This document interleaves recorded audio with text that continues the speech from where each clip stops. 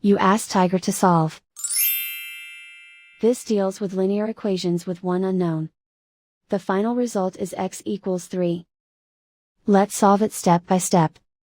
Group all x terms on the left side of the equation. Add 4x to both sides. Group like terms.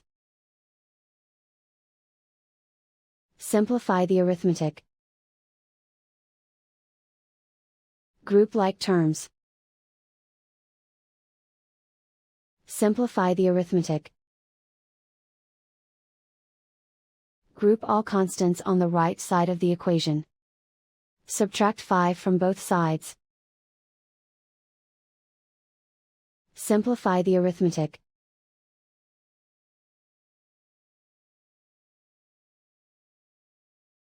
Isolate the x. Divide both sides by 6. Simplify the fraction. Find the greatest common factor of the numerator and denominator.